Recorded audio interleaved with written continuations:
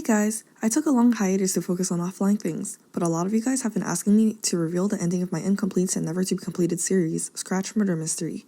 A lot of you know that the series has been causing a lot of unwanted stress for me, and I appreciate those who stuck around even though the third episode has been cancelled. In that case, I'll be explaining how the series was supposed to end and analyze why I chose it to end this way.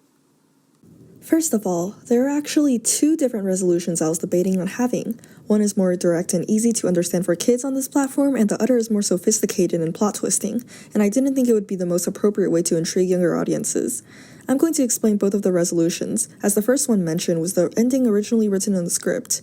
But before I go on, keep in mind that I'm assuming you've watched the prologue, episode 1, and episode 2 already, so I won't be providing much context. Let's get started. Episode 3 starts off with a news broadcast of an interview with Dr. Bluestem, a researcher working to put an end to the insect apocalypse. She's burnt out but determined, and reveals that the killer insects avoid rain and have a main weakness to the exposure of ultraviolet light. As UV light is produced by the sun, Bluestem explains how the world has changed so much from the humans modifying the planet carelessly, that with so little sun, a species of alien bugs invaded, causing an end of the world scenario. President Skelly is impressed by her research, and the two seem to have some chemistry. After Berta is pushed off the balcony by a mysterious figure, the three remaining survivors who are woken up seconds after her scream scramble in panic. They rush to the balcony and look down in horror to see Berta's lifeless body on the muddy ground. It is suggested that Berta jumped off herself, since it's hard for someone to return to bed so quickly without being noticed, but traumatized, the three survivors conclude that one of them is still the mastermind behind all of this. The rain begins to tone down, and the three are worried the bugs would come out again, so they return inside and shut the door behind them. Feeling nauseous, Sofa asks to be excused to puke, which puts her under suspicion for requesting alone time, but she insists that they could come with her if they wanted to. Sterlon and Phantom agrees to wait for Sofa in the entrance room. Meanwhile, unnamed people are all cheering for President Skelly's plan to exterminate the bugs. A few people are protesting against this plan because it would put them out of business, implying that they adapted to the apocalypse and used it as an advantage to make money. Selfish, right?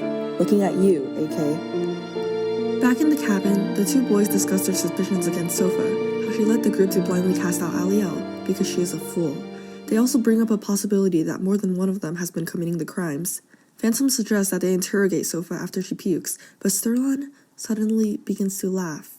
With a new attitude and face, he mocks Phantom and his friends for being so unobservant, revealing that he is, in fact, the murderer, and does not feel a single bit of empathy for what he has done.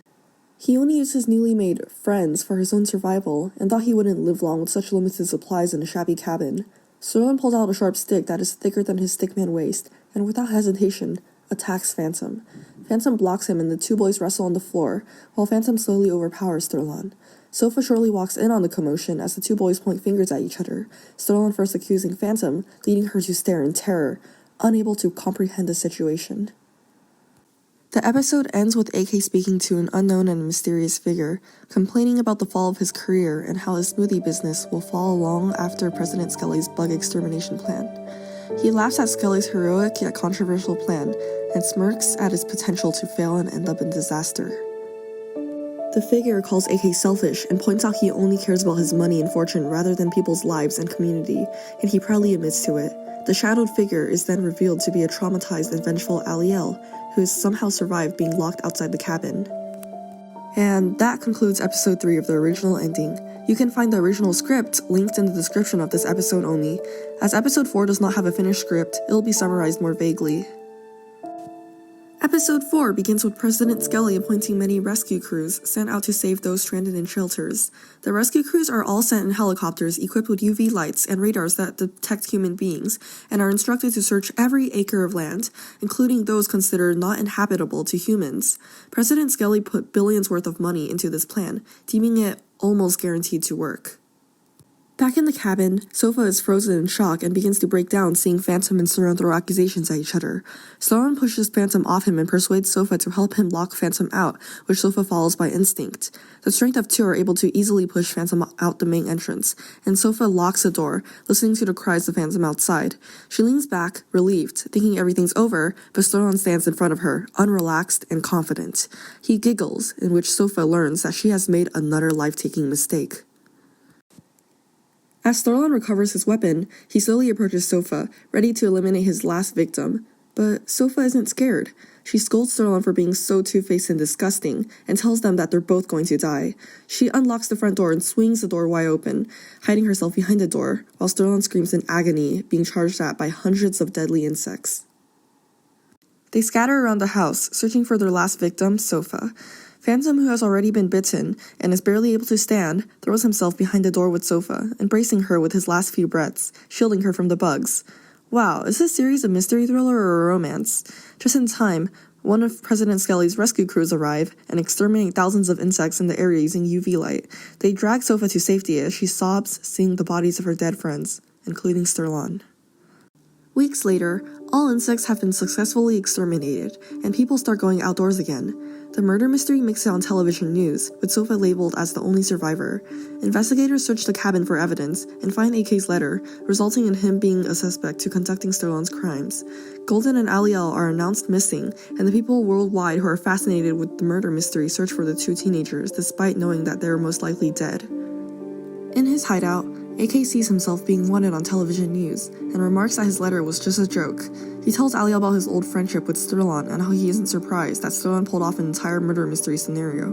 The two share the last of AK's killer insect smoothies. It is shown that 3 of the seeds Aliel planted are dead, with 3 still being alive, and end credits roll. If this symbolizes the status of the innocent survivors, I wonder who the third alive survivor is. And there you have it, the resolution I chose to go with for Scratch Murder Mystery. But what if things went differently? What if the murderer was in fact no one? I was this close to rewriting the entire script for a more sophisticated resolution, but decided not to for the sake of not disappointing the younger viewers. Let me explain everything. Golden wasn't dragged out by anyone. He locked himself out because he went insane, causing the 6 other survivors to doubt each other.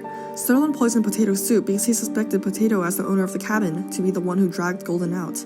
Sofa blindly accused Aliel of poisoning the soup despite common sense that no murderer would poison a soup that everyone knows they're cooking, unless it's reverse psychology or some complicated reasoning. Everyone followed along because of paranoia and instinct, and that was their only lead. Aliel survives by hiding behind a waterfall until rainfall, sneaks in the cabin, and pushes Berta off in spite and disgust with humanity. She climbs down from the balcony safely and escapes with her flawless crime. The 3 remaining survivors point fingers at each other, but when Sofa leaves to puke, Phantom and Sterlon plot to drag her out. The 2 boys, still doubting each other, wait until they are rescued by President Skelly's crew. Ultimately, Golden, who miraculously survived, would be considered the accidental mastermind of this chaos, while Aliel and AK once again conspire against humanity in his hideout. The complete loss of trust in everyone in a life or death scenario is fascinating. The naivety of a group of adolescents causing them to blindly turn on each other is fascinating. This not really but kind of Lord of the Flies scenario is fascinating. A tragedy that could have been prevented in so many ways, well, that's just tragic and not fascinating at all. Anyway, I hope you guys are satisfied with these resolutions, so please let me know what you think in the comments. If you voted Sterlon for the polls launch for the prologue in episodes 1 and 2, you are correct. It was technically revealed that Sterlon poisoned the soup in episode 1, because if you look at everyone's alibis, Sofa and Phantom were watching television together, Berta was getting the plates, Aliel was grabbing ingredients, and that leaves Potato and Sterlon.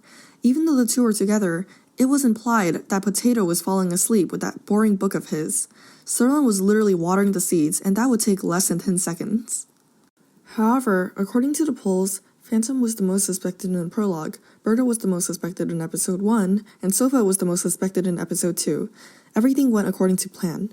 Well, that's it. So, have a nice day, everyone.